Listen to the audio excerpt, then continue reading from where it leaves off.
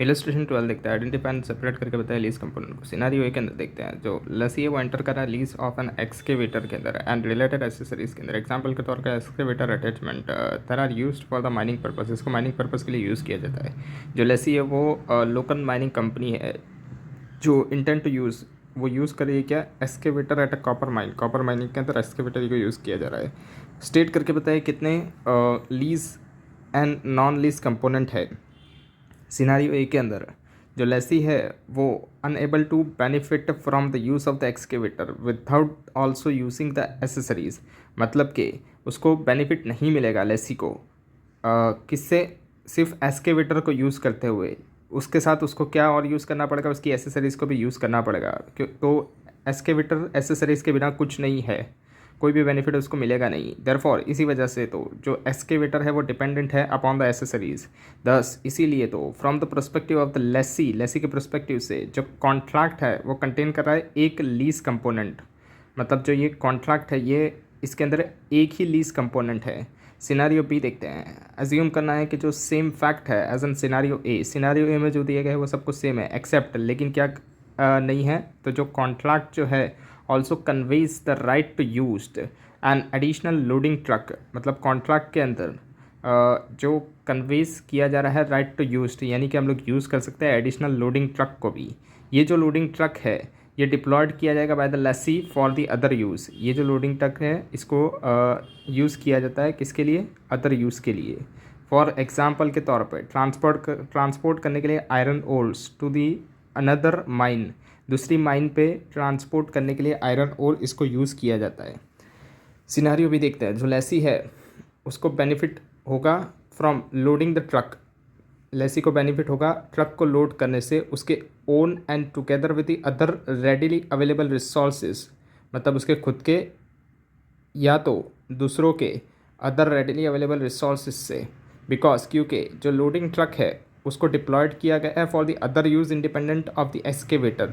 जो loading truck है उसको हम लोग उसको किसके लिए यूज़ किया जा रहा है, अदर यूज़ के लिए यूज़ किया जा रहा है इंडिपेंडेंटली एक्सकेवेटर से, एक्सकेवेटर से अलग है ये। तो जो लेसी है उसको बेनिफिट होगा from the use of the excavator on its own, जो वो एक्सकेवेटर यूज़ कर रहा है उससे तो लेसी को बेनिफिट हो ही रहा है, और together with the other readily available resources, और कोई अदर रेडिली अवेलेबल रिसोर्सेज है उससे भी उसको बेनिफिट मिलेगा। Thus from the perspectives of an lessee, lessee के नज़रिए से अगर हम लोग देखें तो जो कॉन्ट्रैक्ट कंटेन कर रहा है टू लीज कंपोनेंट, दो लीज कंपोनेंट इसके अंदर है। एक क्या है, तो lease of the excavator together with the accessories, जो एक्सकेवेटर है जिसके साथ एसेसरीज भी है, and the lease of the loading truck, दो कंपोनेंट आ गए इसके अंदर। इलस्ट्रेशन 13 देखते हैं, आइडेंटिफाइड करके बताया different component in the contract. Entity L जो है वो रेंट कर रहा है an office building from the landlord M, term कितना है वो 10 साल के लिए। रेंटल कॉन्ट्रैक्ट जो है वो स्टिपुलेट किया जा रहा है कि जो ऑफिस है वो फुल्ली फर्निश्ड है एंड हैज़ न्यूली इंस्टॉल, और वहाँ पर नया इंस्टॉल किया गया है, टेलर किया गया है HVAC सिस्टम्स को। इट ऑल्सो रिक्वायर्ड, इसके अंदर रिक्वायर्ड है कि लैंडलॉर्ड एम जो है वो परफॉर्म कर रहा है सारे कॉमन एरियाज मेंटेनेंस CAM को during the terms of the arrangement. Entity L जो है वो मेक्स कर रहा है single monthly rental payment, single monthly rental payment L दे रहा है एंड डस नॉट पे, और कुछ भी नहीं दे रहा है वो मेंटेनेंस सेपरेटली। जो ऑफिस बिल्डिंग है उसकी यूजफुल लाइफ 40 साल की है, एंड जो HVAC सिस्टम्स है एंड जो ऑफिस फर्नीचर है उसकी लाइफ 15 साल की है। स्टेट करके बताइए कैसे यूनिट्स ऑफ द अकाउंट्स होंगे लीज के अंदर। देर आर 3 कंपोनेंट, यहाँ पर 3 कंपोनेंट अरेंजमेंट के अंदर है। क्या क्या है, तो बिल्डिंग असेट है जो कि ऑफिस बिल्डिंग एंड HVAC है, ऑफिस फर्नीचर है, एंड जो मेंटेनेंस एग्रीमेंट है वो 3 कंपोनेंट है इसके अंदर। जो office building and HVAC systems है वो एक लीज कंपोनेंट है। क्यों, क्योंकि ये कैन नॉट फंक्शन इंडिपेंडेंटली, क्योंकि ये दोनों अलग काम नहीं कर सकते हैं, इंडिपेंडेंटली ये लोग वर्क नहीं कर सकते हैं, दोनों को साथ में ही वर्क करना पड़ेगा। द HVAC सिस्टम जो है उसको डिज़ाइन एंड टेलर्ड किया गया है स्पेसिफिकली ताकि वो इंटीग्रेटेड हो जाए into the office building and can not be removed, और उसको हम लोग बाहर भी नहीं निकाल सकते, and used in the another building without the incurring substantial cost. जब तक हम लोग उसके अंदर से कॉस्ट लगा के हम उसको निकालना ना चाहे वहाँ तक हम उसको निकाल नहीं सकते, मतलब अगर हमको उसको रिमूव करना होगा और यूज़ करना होगा अनदर बिल्डिंग के अंदर, तो हमको इसके अंदर ज़्यादा कॉस्ट लगेगी, सब्सटेंशियल कॉस्ट लगेगी उसको निकालने की। दिस बिल्डिंग्स असेट, ये जो बिल्डिंग असेट है ये लीज कंपोनेंट है, बिकॉज क्योंकि ये आइडेंटिफाइड असेट है एंटिटी एल के लिए डायरेक्ट यूज़ के लिए तौर पे। जो ऑफिस फर्नीचर फंक्शंस है वो इंडिपेंडेंट है एंड उसको यूज़ किया जा सकता है खुद से। It is also a lease component, ये भी एक लीज कंपोनेंट है। क्यों? क्योंकि ये group of the distinct asset है, मतलब इसको हम लोग अलग से देख सकते हैं। For which the entity L direct to use, entity L इसको अलग से यूज़ कर सकती है। जो मेंटेनेंस एग्रीमेंट है वो नॉन लीज कंपोनेंट है। क्यों? क्योंकि यहाँ पर जो contract for the service and not for the use of the specified asset, यहाँ पर क्या है ये कॉन्ट्रैक्ट ऑफ द सर्विस है एंड ये कोई use of the specific asset नहीं है, मतलब यहाँ पर कोई असेट का यूज़ नहीं हो रहा है।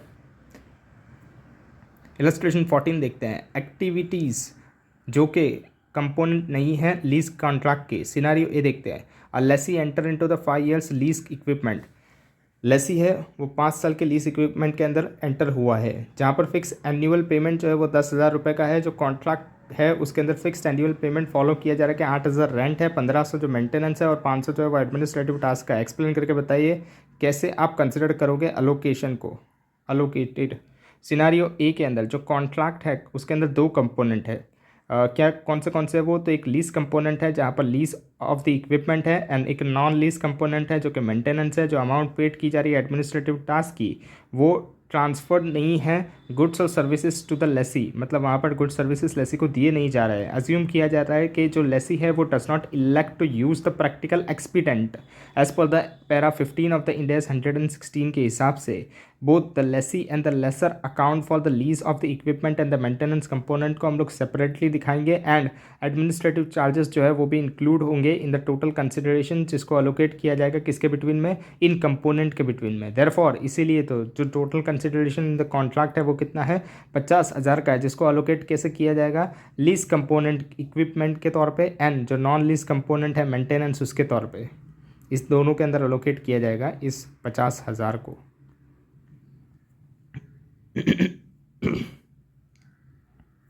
50,000 कैसा है? तो ये 10,000 और 5 साल है, इसलिए 10,000 मल्टीप्लाई बाय 5 करेंगे तो 50,000 आ जाएगा। सिनारियो भी देखते हैं। एज्यूम करना है fact pattern as in the scenario A except that, जो सिनारियो है वो उसके अलावा जो इन एडिशंस जो कॉन्ट्रैक्ट रिक्वायर्ड कर रहा है lessee to pay for the restorations of the equipment to its original conditions, जो लेसी है वो पे कर रहा है रिस्टोरेशंस के भी अमाउंट इक्विपमेंट की उसकी ओरिजिनल कंडीशंस के लिए। एक्सप्लेन करिए कि कैसे कंसिडरेशंस को अलोकेट किया जाएगा। तो सिनारियो बी जो कॉन्ट्रैक्ट है स्टिल कंटेन द 2 कंपोनेंट, उसके अंदर 2 कंपोनेंट है। पहला क्या है? तो लीज कंपोनेंट है, lease of the equipment and non lease component है मेंटेनेंस का। Similar to the amount paid for the administrative task, जैसे एडमिनिस्ट्रेटिव टास्क के लिए पेड किया जा रहा है वैसा ही है ये।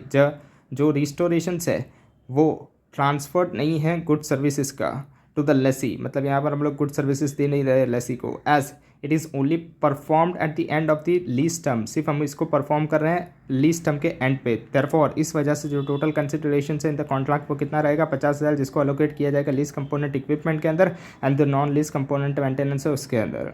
इलस्ट्रेशन 15 देखते हैं। Allocate contract consideration to the lessee to lease and the non lease component lessees. A lessee entered into the lease equipment, एक लेसी है वो लीज इक्विपमेंट में एंटर्ड हुआ है। जो कॉन्ट्रैक्ट है स्टिपुलेट्स कर रहा है lessor will perform, lessor perform करेगा maintenance of the lease equipment and receive करेगा consideration for that maintenance services. जो कॉन्ट्रैक्ट है उसके अंदर क्या क्या चीज़ें हैं? तो फिक्स प्राइजेस है for the lease and the non lease component. Lease दे दिया गया हमको 80,000 का, मेंटेनेंस दे दिया गया 10,000 का, टोटल हो गया 90,000 का। अज्यूम किया जा रहा है कि जो स्टैंड अलोन प्राइसेस है वो can not be readily observed. So इस वजह से जो लेसी है वो एस्टिमेट कर रहा है कि जो मैक्सिमाइजेशन यूज जो होगा ऑब्जर्वेबल इंफॉर्मेशंस का of the lease and the non lease component वो नीचे दिया गया है वैसे होगा। तो लीज कितना है? 85 का है और मेंटेनेंस कितना है? 15 का है, total 1 lakh. In the given scenario के अंदर अज्यूम कीजिए कि जो लेसी है वो ऑप्ट नहीं कर रहा है practical एक्सपीडिएंट।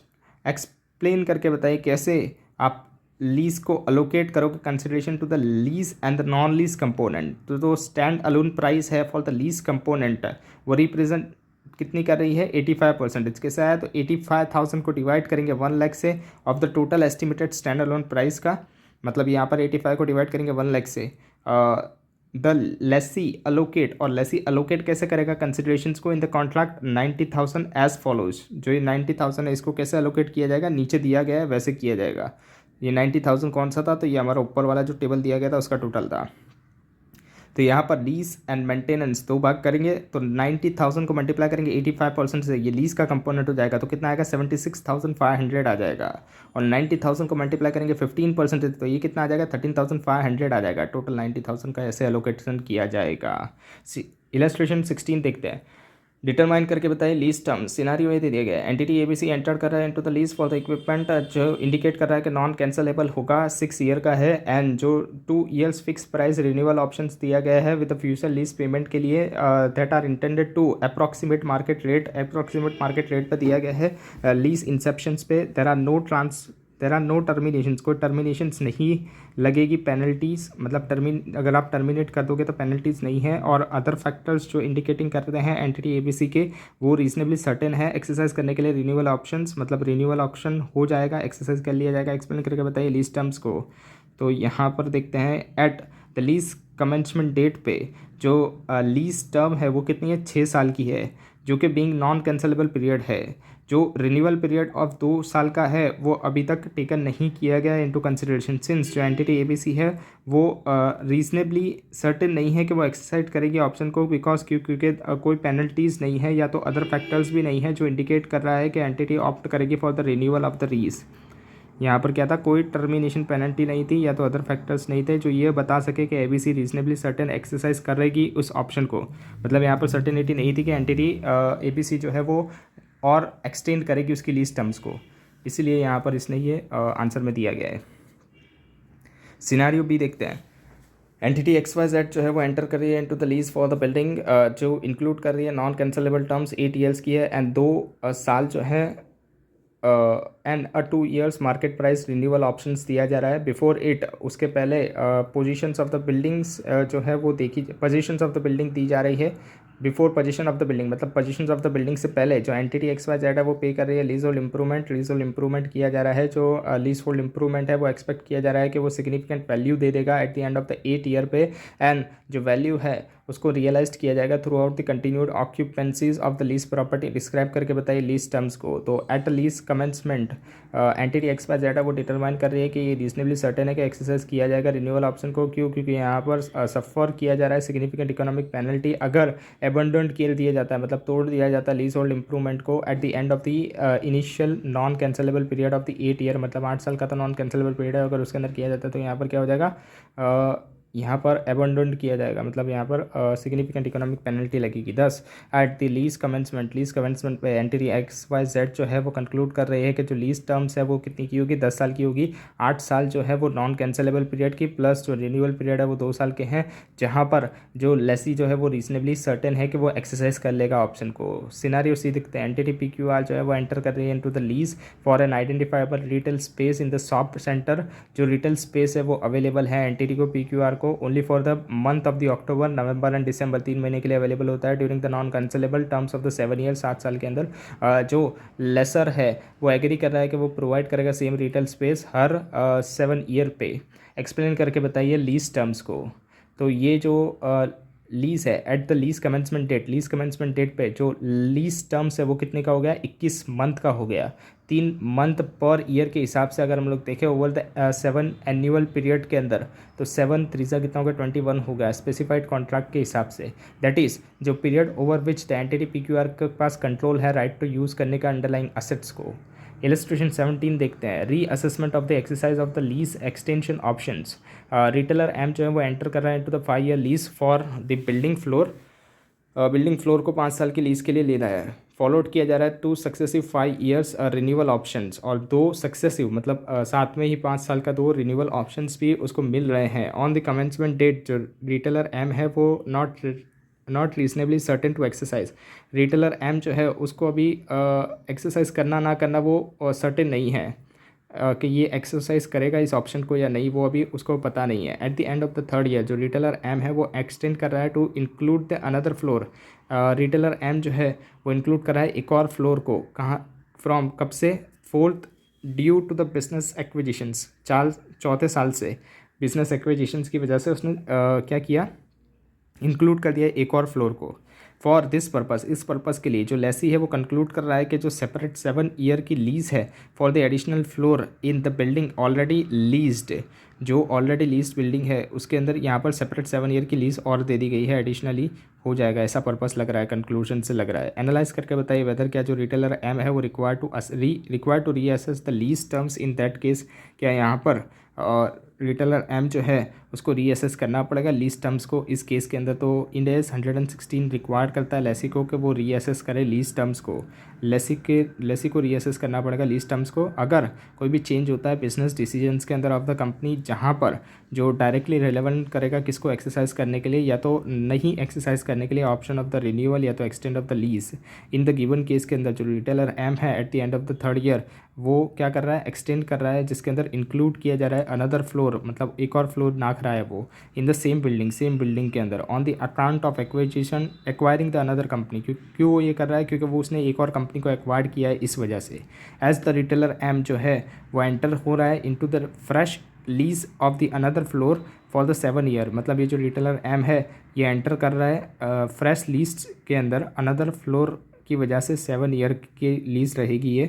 It is reasonably certain, यहाँ पर रीजनेबली सर्टेन है कि वो एक्सरसाइज कर लेगा renewal options of the original leased for the further 5 years, मतलब वो और 5 सालों के लिए ओरिजिनल लीज का रिन्यूअल एक्सरसाइज कर लेगा। तो इसीलिए जो एम है will have to reassess, M को रीअसेस करना पड़ेगा लीज टर्म्स को at the end of the third year पे। इलस्ट्रेशन 18 देखते हैं, reassessment of the non cancellable period of the lease. Company N जो है वो टेक कर रही है 10 व्हीकल्स, मतलब 10 व्हीकल लीज पे लिया है, इनिशियल पीरियड कितने 5 सालों के लिए लिया है, विथ द एक्सटेंशन ऑप्शन, उसकी एक्सटेंशन ऑप्शन है at an option of the lessee for the further period of the 5 years at the same rental amount पे यहाँ पर क्या किया जा रहा है, फर्दर 5 सालों के लिए लिया जा रहा है। द रिमेनिंग यूज़फुल लाइफ जो व्हीकल्स की है as on the commencement date वो कितनी है, लीज डेट पे 15 साल की है। कंपनी जो एन है वो डिटरमाइन कर रही है एट अ कमेंसमेंट डेट के ये रीजनेबली सर्टेन है कि एक्सरसाइज कर लिया जाएगा एक्सटेंशन ऑप्शंस को, एंड हैंस ये क्या है, टेकन किया जाएगा पीरियड 10 साल का for the lease. At the end of the fourth year पे there is an announcement by the government, और फोर्थ ईयर पे गवर्नमेंट आई और उसने अनाउंस कर दिया कि सारी जो कार्स है ये पर्टिकुलर मॉडल की उसको डिसकंटिन्यूड कर देना है, कब से, from the road with in the 1 year, 1 साल के अंदर आपको इन सबको डिसकंटिन्यू कर देना है कार्स को, due to the change in the pollutions norms in the country, pollution norm बदल गए उस वजह से। एग्जामिन करके बताइए लीज टर्म्स जो रीअसेस की जाएगी इन केस के अंदर। तो इन द गिवन केस के अंदर एज पर द इंडियाज 116 के हिसाब से जो अनाउंसमेंट की जा रही है गवर्नमेंट की डिसकंटिन्यू करने के लिए use of the underlying asset, ये प्रोहिबिट कर देगी लेसी को एक्सरसाइज करने के लिए द एक्सटेंशन ऑप्शन, मतलब अभी एक्सरसाइज नहीं कर पाएगा वो एक्सटेंशन का ऑप्शन जो उसको 5 सालों का दिया गया था वो, that was already included in the non cancellable period, जो कि नॉन कैंसलेबल पीरियड के अंदर इंक्लूडेड था by the company N, and hence the company N will reassess, और इस वजह से कंपनी एन जो है वो रीअसेस करेगी नॉन कैंसलेबल पीरियड को, एक्सक्लूड करेगी वो एक्सटेंशन जो 5 सालों का है, वो ऑप्शन जो उसका 5 सालों का दिया गया था उसको एक्सक्लूड कर देगी वो। इलस्ट्रेशन 19 देखते हैं, डिटरमाइन करिए फिक्स्ड पेमेंट्स को। एंटिटी एम एन जो लेसर ए है वो एंटर कर रहे हैं 10 साल के lease of N office building के लिए for the fixed annual lease payment बताया गया है 2 लाख रुपए पर terms of the lease agreement. Annual fix lease payment हमको दिया गया है कि 1,70,000 होगा रेंट का और 30,000 होगा रियल एस्टेट टैक्सेस का। स्टेट करके बताइए फिक्स लीज पेमेंट क्या होगा for the purpose classified as a lease. जो फिक्स लीज पेमेंट है वो 2 लाख ही रहेगा, क्यों, क्योंकि यहाँ पर भले ही जो रियल एस्टेट टैक्स है वो एक्सप्लिसिटली स्टेट किया गया है इन द लीज कॉन्ट्रैक्ट, लेकिन यहाँ पर डो नॉट रिप्रेजेंट, ये रिप्रेजेंट नहीं कर रहा है सेपरेट नॉन लीज कंपोनेंट को, क्यों, क्योंकि ये प्रोवाइड नहीं किया जा रहा है सेपरेट गुड सर्विसेज के लिए। तो जो right to use of the office building है वो एक ही कंपोनेंट है। जो एनुअल लीज पेमेंट जो 2 लाख रुपए का है वो रिप्रेजेंट कर रहा है payment relating to the single lease component, ये तो 2 लाख का पेमेंट कर रहा है वो सिंगल लीज कंपोनेंट को दर्शा रहा है। इलस्ट्रेशन 20 देखते हैं, in the substance fix lease payment entity Q जो है वो एंटर कर रहा है into the 7 year lease for a piece of the machinery, एक पार्ट जो मशीनरी का है उसको 7 सालों के लिए लीज़ पे लिया गया है। जो कॉन्ट्रैक्ट सेट है out of the lease payment वो हमको दिया गया है। अगर क्यू यूज़ कर रहा है मशीनरी को with in the given month तो अमाउंट तो 2,000 की एक्रूज हो रही है फॉर दैट मंथ। अगर क्यू यूज़ नहीं करता मशीनरी को विद द गिवन मंथ तो जो अमाउंट है वो 1,000 की एक्रूज हो रही है फॉर द मंथ। एक्सप्लेन करके बताइए considered as a lease payment in this case. कैसे हम लोग कंसिडर करेंगे लीज पेमेंट को इस केस के अंदर। तो क्यू जो है वो कंसिडर कर रहा है कॉन्ट्रैक्ट को एंड नोट्स कर रहा है दैट ऑल्दो जो लीज पेमेंट है वो कंटेन कर रहा है variability based on the usage. मतलब यहाँ पर जो लीज पेमेंट है उसके अंदर वेरिएबल पोर्शन है, यूजेज के हिसाब से वो होगा। And there is a realistic possibility, यहाँ पर रियलिस्टिक पॉसिबिलिटी है कि जो क्यू है वो यूज़ ना करे मशीनरी को सम मंथ के अंदर, मतलब कुछ मंथ के अंदर वो यूज़ नहीं करेगा। तो जो मंथली पेमेंट है वो कितना निकल के आएगा, 1,000 जो निकल के आ रहा है वो अनअवॉइडेबल है। जो सेकंड के अंदर बोला गया था ना कि वो do not use the machinery with in the given month 1,000 होगा, तो वो अनअवॉइडेबल है हमारा। अकॉर्डिंगली इस हिसाब से अगर देखा जाए तो is an in substance fix payment, तो ये इन सब्सटेंस फिक्स पेमेंट ही है एंड इज़ इंक्लूडेड और इसको इंक्लूड कर लिया जाएगा in the measurement of the lease liabilities के तौर पे। इलस्ट्रेशन 21 देखते हैं। In substance fix lease payment entity P जो है वो एंटर कर रहा है into the 5 year lease for the office space with the entity Q. जो इनिशियल बेस रेंट है वो कितना है, 1 लाख रुपये पर मंथ का है। जो रेंट है वो इंक्रीज हो रहा है by the greater 1% entity P generate कर रहा है सेल्स या तो 2% of the previous rental rates on the each anniversaries of the lease commencement date. Describe करके बताइए लीज पेमेंट क्या होगा for the purpose of measuring the lease liabilities. Given case के अंदर जो लीज पेमेंट है for the purpose of classification of the lease liabilities वो fixed monthly payment है जो कि कितना है, 1 लाख रुपए का है। प्लस उसके अंदर क्या आएगा, मिनिमम एनुअल इंक्रीज जो 2% के हिसाब से हो रहा है, प्रीवियस रेंट के हिसाब से जो 2% इंक्रीज करना है वो भी इसके अंदर आ जाएगा। एंटिटी पी जो है वो रिक्वायर्ड कर रहा है पे करने के लिए no lease then a 2% increase regardless of the level of the sales activities. मतलब यहाँ पर क्या है कि एंटिटी पी को पे करना ही पड़ेगा, no lease then 2% increase regardless. Entity P generate 2% entity P generate कर रहा था सेल्स, और या तो सेल्स जनरेट कर देगा या तो 2% of the previous rental rate जो है each anniversaries of the lease commencement date पे इंक्रीज हो जाएगा।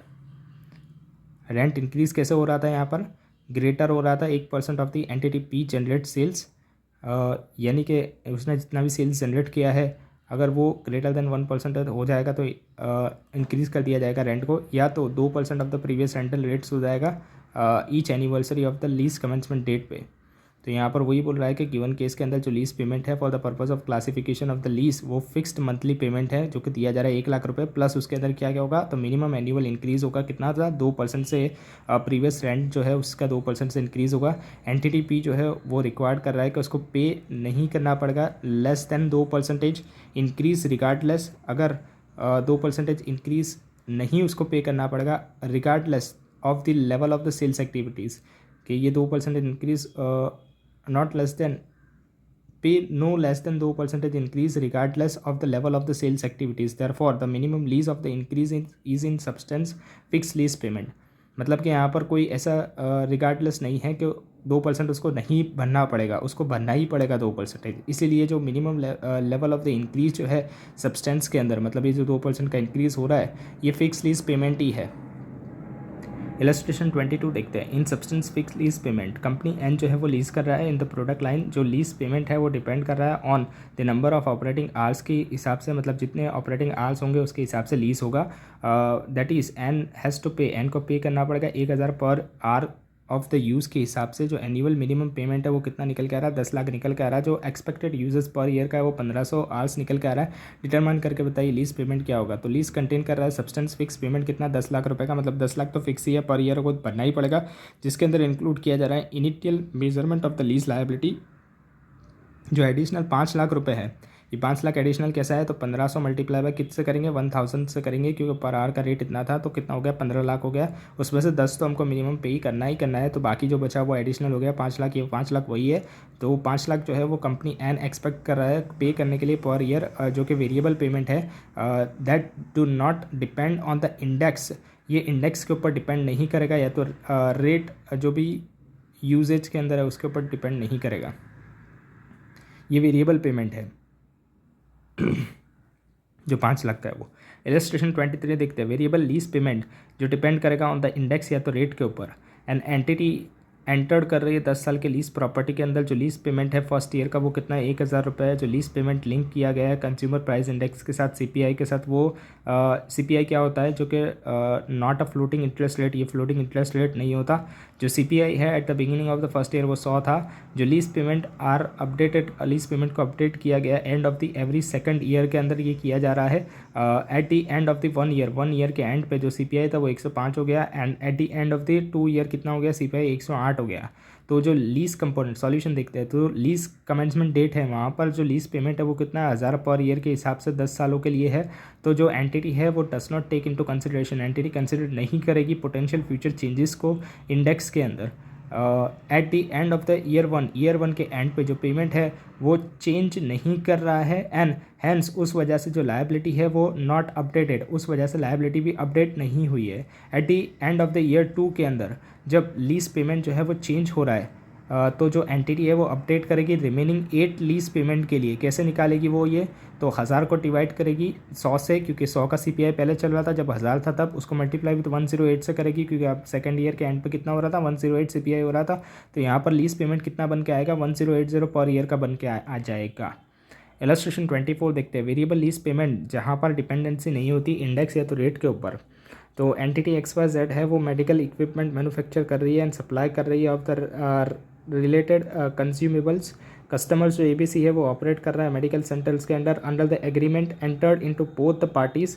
एंटिटी XYZ है वो ग्रांट कर रहा है कस्टमर्स ABC को राइट टू यूज़, मतलब यूज़ करने के लिए दे रहा है मेडिकल लेबोरेटरी मशीन्स को, कोई भी कॉस्ट नहीं ले रहा है। एंड कस्टमर जो है ABC वो परचेस कर रहा है कंज्यूमेबल्स यूज़ करने के लिए equipment from the entity XYZ। 100 रुपये के भाव से हर कंपोनेंट को परचेस किया जा रहा है, इक्विपमेंट को परचेस किया जा रहा है। जो कंज्यूमेबल्स जो है वो यूज़ के लिए दिए गए हैं फॉर द इक्विपमेंट, मतलब ये जो कंज्यूमेबल्स है उसको यूज़ किया जा सकता है इक्विपमेंट के तौर पे, यूज्ड फॉर दैट इक्विपमेंट, मतलब जो भी कंज्यूमेबल है उसको सिर्फ इक्विपमेंट के लिए ही यूज़ किया जा सकता है। एंड जो कस्टमर्स है ABC वो can not use the other consumable as a substitute.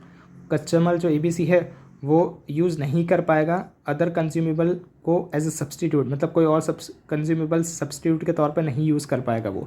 There is a no minimum purchase, कोई मिनिमम परचेस अमाउंट की रिक्वायर्ड नहीं है कॉन्ट्रैक्ट के अंदर। Based on the historical experience के हिसाब से कस्टमर ABC एस्टिमेट कर रहा है कि ये हाईली लाइकली है परचेस कर लेगा वो एटलीस्ट 8000 यूनिट कंज्यूमेबल्स एन्यूअली के हिसाब से। और कंज्यूमेबल और कस्टमर्स जो ABC है वो अप्रोप्रिएटली असेस कर रहा है कि जो अरेंजमेंट कंटेन की जा रही है लीज की ऑफ द मेडिकल इक्विपमेंट, यहाँ पर कोई रेसिडुअल वैल्यू गारंटेड नहीं है या तो other forms of the considerations भी इंक्लूडेड नहीं है कॉन्ट्रैक्ट के अंदर। एनालाइज करके बताइए क्या आप पेमेंट अफेक्ट जो करेगी, क्या पेमेंट अफेक्ट करेगी calculation of the lease liability को एंड ROU एसेट को। फर्दर डिस्कस करके बताइए कैसे entity XYZ and consumer ABC जो है वो अलोकेट करेगा इस लीज पेमेंट को।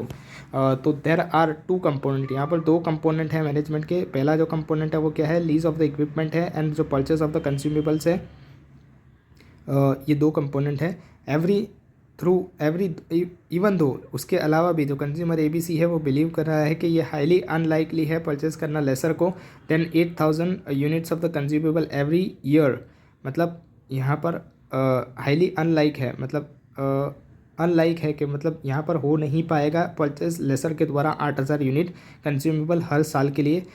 इन दिस एग्जांपल, इस एग्जांपल के अंदर कोई लीज पेमेंट नहीं है for the purpose of the initial measurement के लिए for the entity XYZ and the consumer ABC।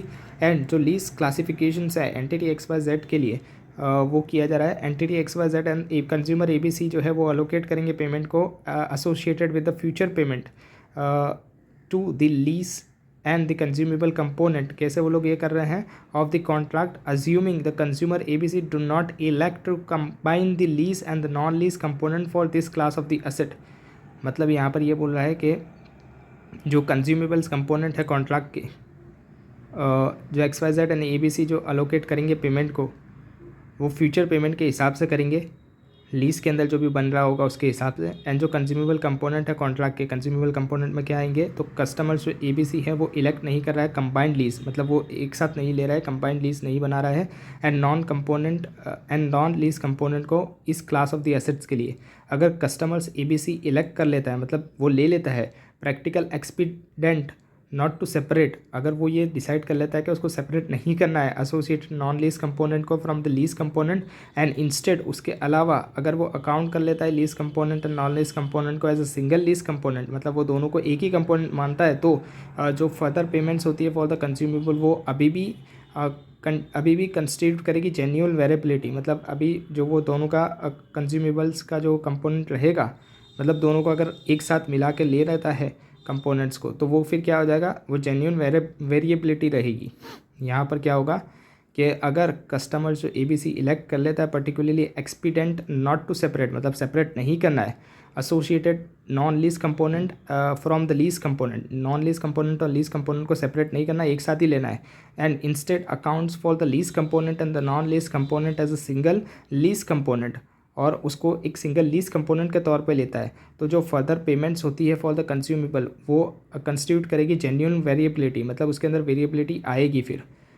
Hence जो there will also be no lease payment, और यहाँ पर कोई लीज पेमेंट भी नहीं रहेगा इस पर्पज़ के लिए ऑफ द इनिशियल मेजरमेंट के हिसाब से, मतलब पहले कोई लीज पेमेंट नहीं रहेगा। वेरिएबल लीज पेमेंट क्या है, तो एंटिटी ए एंटर कर रहा है इनटू द 5 साल के lease of the office building, जो लीज पेमेंट है वो 5 लाख की है पर ईयर के हिसाब से, और जो कॉन्ट्रैक्ट इंक्लूड किया जा रहा है एडिशनल वाटर चार्जेस का वो कितना है 0.5% पर लीटर कंज्यूम के हिसाब से है, जो पेमेंट है वो ड्यू है at the end of the year पे। एंटिटी ए इलेक्ट कर रहा है अप्लाई करने के लिए particular expedient to combine the lease and the non lease component. यहाँ पर जो स्टेट किया जा रहा है कि जो पेमेंट्स है वो ड्यू है एट द ईयर एंड पे, जो एंटिटी ए है वो इलेक्ट कर रहा है अप्लाई करने के लिए पर्टिकुलर एक्सपीडेंट, वो सेपरेट लीज नहीं है एंड नॉन लीज कंपोनेंट नहीं है।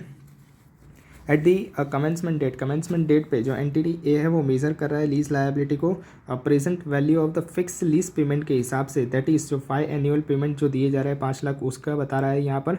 ऑल्दो जो एंटिटी ए है वो इलेक्ट कर रहा है अप्लाइड करने के लिए particular expedient to combine the non lease component, यहाँ पर वो नॉन लीज कंपोनेंट को भी कंबाइन करना चाहता है, that is the water charges with the lease component के साथ। जो एंटिटी ए है वो एक्सक्लूड कर रहा है नॉन लीज कंपोनेंट को from its lease liability. Entity A जो है वो अलग दिखाना चाहता है नॉन लीज कंपोनेंट को उसकी लीज लायबिलिटीज से, बिकॉज क्योंकि ये वेरिएबल पेमेंट है जो कि डिपेंड करेगा ऑन द यूसेज, जितना यूज़ करेंगे इतना यहाँ पर आते जाएगा।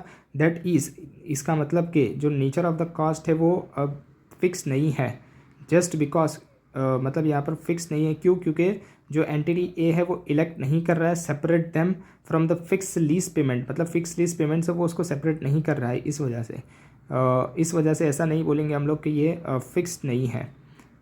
एंटिटी ए रिकॉग्नाइज कर रहा है पेमेंट ऑफ द वाटर को as a variable lease payment, entity A जो वाटर का पेमेंट कर रहा है उसको वेरिएबल लीज पेमेंट मान रहा है। इन द प्रॉफिट और लॉस अकाउंट के अंदर वो इसको इनकर्ट कर रहा है। In the contract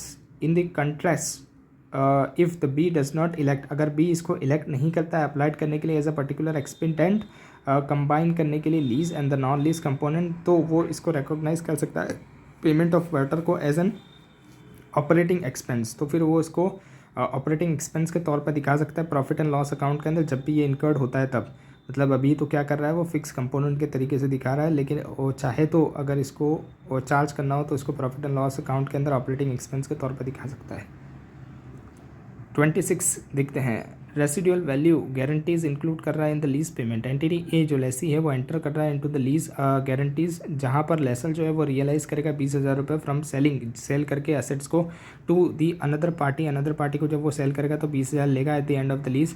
at the lease commencement based on the lessee's estimates of the residual value of the underlying assets, जो लेसी है वो डिटरमाइन कर रहा है कि एक्सपेक्ट किया जा रहा है, यहाँ पर वो ओ करेगा 8,000 रुपये at the end of the lease.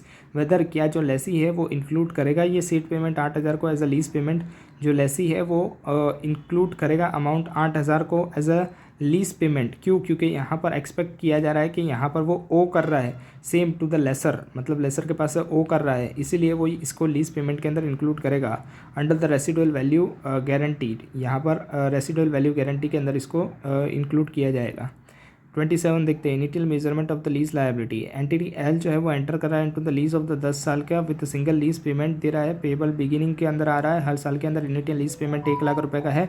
Lease payment जो होगा वो इंक्रीज हो जाएगा by the rate of the so far के हिसाब से। सोफार क्या है, तो सिक्योर्ड ओवरनाइट फाइनेंशियल रेट है हर साल का at the date of the commencement of the lease के अंदर यहाँ पर दिखाया जा रहा है, मतलब जब लीज कमेंसमेंट होगी तब से आएगा। सोफार 2% के हिसाब से है। अज्यूम किया जा रहा है कि जो इंटरेस्ट रेट इम्प्लिसिट है इन द लीज वो 5% का है। कैसे लीज लायबिलिटी को इनिशियली मेजर किया जाएगा, गिवन केस के अंदर जो लीज पेमेंट है वो डिपेंड कर रहा है on the rate that is SOFR के हिसाब से, एंड हैंस इस वजह से जो इसको इंक्लूड करना पड़ेगा in the measuring the lease liability. In AS 116 के हिसाब से जो लीज पेमेंट है वो इनिशियली मेजर किया जाएगा using the rate of the so far as commencement date के हिसाब से। सोफार जो है वो कितना है, 2% का है। तो यहाँ पर हम लोग मेजरमेंट कैसे करेंगे, तो नीचे टेबल दिया गया उसके हिसाब से यहाँ पर ईयर दिया गया है लीज पेमेंट डिस्काउंटिंग फैक्टर 5 के हिसाब से PV लीज पेमेंट दिया जाएगा। ईयर 1 के अंदर तो कितना होगा, 1 लाख ही होगा लीज पेमेंट, और फैक्टरिंग करेंगे डिस्काउंटिंग फैक्टर तो वहाँ पर ईयर 1 के अंदर तो 1 ही लिखेंगे, तो 1 लाख किया जाएगा lease PV of the lease payment. Second year के अंदर क्या आएगा, तो यहाँ पर हमको क्या करना पड़ेगा, 2% के हिसाब से बढ़ाते जाना पड़ेगा। तो यहाँ पर 1 लाख प्लस बाय 2% करेंगे तो कितना आ जाएगा, 1,02,000 आ जाएगा। 1 लाख को 2% से बढ़ा देंगे, फिर उसके अंदर क्या करेंगे, प्लस करेंगे और 2%, तो कितना आएगा, 1,04,040 आ जाएगा। वैसे ही बढ़ाते बढ़ाते 10 साल तक जाएंगे, और डिस्काउंटिंग फैक्टर 1/1.05 करेंगे तो कितना आ जाएगा, 0.952 आ जाएगा। वैसे ही करते जाएंगे तो 0.645 लास्ट में 10 का आ जाएगा, और फिर मल्टीप्लाई करेंगे 1,02,000 को 0.952 से तो कितना आएगा, 97,104, और वैसे 10th ईयर तक का कर देना है तो आ जाएगा 8,80,889। ये क्या आएगा, PV of the lease payment आ जाएगा। और अगर हम लोग देखें तो present value of the lease liability initially measure किया जा रहा है वो कितने पे, 8,80,889। हाउएवर लेकिन जो इनिशियल पेमेंट है वो कितना दिया जा रहा है, 1 लाख रुपए का दिया जा रहा है जो कि पेड किया जा रहा है। तो यहाँ पर जो लीज लायबिलिटी रिकॉग्नाइज होगी वो कितनी होगी, 889 में से माइनस करेंगे 1 लाख, तो 7,80,889 आ जाएगी।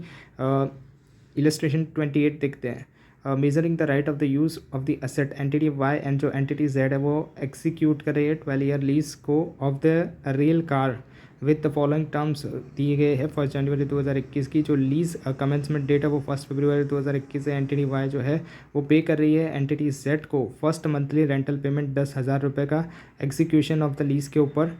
मतलब जब लीज करी जा रही है तभी 10,000 रुपये दे दिए जा रहे हैं। एंटिटी जेड जो है वो पे कर रही है एंटिटी वाई को 50,000 रुपये cash incentives to enter into the lease payables upon the lease executions. Entity Y जो है वो इनकर्ड कर रही है 1,000 रुपये इनिशियल डायरेक्ट कॉस्ट का। जब पेबल होगा कब, 1 फरवरी 2021 के दिन एंटिटी वाई जो है वो कैलकुलेट कर रही है इनिशियल लीज लायबिलिटीज़ को present value of the lease payment discounting के हिसाब से यूज़ करते हुए इंक्रीमेंटल बोरोइंग रेट के हिसाब से। बिकॉज क्यों, यहाँ पर रेट इम्प्लिसिट जो है वो लीज का could not be readily determined, क्योंकि यहाँ पर मुझको रेडिली दिया नहीं गया है, इस वजह से यहाँ पर इनिशियल लीज लायबिलिटीज़ वो है कितने की, 8,50,000 की है। कैसे लेसी हाउ वुड कैसे जो लेसी है कंपनी का वो मेज़र करेगा एंड रिकॉर्ड करेगा इस लीज को। तो एंटिटी वाई जो है वो कैलकुलेट करेगी right of the use of the asset, कैसे नीचे दिया गया है वैसे। Initial measurement of the lease liabilities कितना है, 8,50,000 रुपये का है। इसके अंदर लीज पेमेंट जो किया गया है एंटिटी जेड के द्वारा एट और बिफोर द कमेंसमेंट डेट वो कितनी थी, 10,000 रुपये की दी गई थी, तो वो हम यहाँ पर ऐड कर देंगे। उसमें से लीज इंसेंटिव्स जो रिसीव किया गया है फ्रॉम द एंटिटी जेड के हिसाब से वो कितना था, 50,000 का, तो वो माइनस कर देंगे। तो इनिशियल डायरेक्ट कॉस्ट जो थी वो कितनी थी, 1,000 की, वो भी इनकर्ड हो रही थी, तो वो भी यहाँ पर हम लोग क्या कर देंगे, ऐड कर देंगे। तो initial measurement of the right of the use asset कितनी हो जाएगी, 8,11,000 हो जाएगी। इसके बाद देखते हैं 29 डिसमेंटलिंग कॉस्ट, जिसको इंक्लूड किया जाता है initial measurement of the ROU asset के अंदर। तो एंटिटी एच जो है वो लीज कर रहा है एयरक्राफ्ट को for the period of the 5 साल के लिए। जो एयरक्राफ्ट है वो अंडर को कर रहा है प्लान्ड चेकिंग, मतलब उसके अंदर चेकिंग होती है आफ्टर एवरी 1,000 फ्लाइट, हर 1,00,000 फ्लाइट आवर्स के बाद जो एयरक्राफ्ट होती है उसकी चेकिंग होती है। At the end of the lease पे कंपनी एच जो है वो चेक कर रही है परफॉर्म्ड, या तो रिफंड कर रही है कॉस्ट टू द लेसर, मतलब परफॉर्मेंस चेक किया जा रहा है कब, eight the end of the lease irrespective of the actual numbers of the flight hours. भले ही कितने भी फ्लाइट आवर्स किए गए हों, लेकिन जब लीज एंड होती है तब यहाँ पर परफॉर्मेंस चेक किया जाता है। What are the lease payment, क्या लीज पेमेंट होगा इस पर्पस के लिए कैलकुलेट करने के लिए ROU एसेट को। तो गिवन केस के अंदर जो लीगल रिक्वायरमेंट है परफॉर्मेंस चेक की after every 1 lakh flight hours के बेसिस के ऊपर, वो डायरेक्टली नहीं लीड कर रही है ऑब्लिगेशंस को एज, क्योंकि ये डिपेंड किया जा रहा है फ्यूचर सर्कमस्टेंसेस पे, मतलब फ्यूचर में कितनी होगी वो अभी तक पता नहीं चलेगा। However as the check must be carried out, लेकिन चेक तो कैरिड आउट किया ही जाता है एंड ऑफ द लीज पे इररिस्पेक्टिव, मतलब लीज का कॉन्ट्रैक्ट कंप्लीट होगा तो यहाँ पर चेकिंग तो होगी ही होगी, irrespective of the actual numbers of the flight hours, यहाँ पर कितने फ्लाइट आवर्स किए गए वो यहाँ पर देखा नहीं जाएगा। Given rise to an obligation, तो यहाँ पर ऑब्लिगेशंस की ऑब्लिगेशन को बढ़ावा दिया गया है। एज अ रिजल्ट उस वजह से जो कंपनी एच है वो रिकॉग्नाइज करेगी प्रोविजंस, मतलब कंपनी एच को प्रोविजन बनाना पड़ेगा for the cost of the final check. Present value के हिसाब से वो यहाँ पर एक्सपेक्टेड कॉस्ट को करेगी, वैल्यू करेगी eight the beginning of the lease terms पे यहाँ पर वो किया जाएगा। मतलब ये जो भी डिसमेंटलिंग की कॉस्ट जो बताई जा रही है वो उसको क्या करनी पड़ेगी, प्रेजेंट वैल्यू के हिसाब से लीज टर्म्स के अंदर जोड़नी पड़ेगी। एट द सेम टाइम के ऊपर ये जो कॉस्ट है ये इंक्लूड की जा रही in the cost of the right of the used, मतलब ROU जो एसेट होगी उसके अंदर यहाँ पर क्या करना पड़ेगा, जो कॉस्ट है उसको इंक्लूड करना पड़ेगा एसेट परस्यूएंट टू, किसके हिसाब से यहाँ पर करेंगे हम लोग, ROU एसेट के अंदर ये जो डिसमेंटलिंग की कॉस्ट है इसको इंक्लूड करेंगे पैरा 24D ऑफ द इंडेस 116 के हिसाब से हमको ये करना पड़ेगा।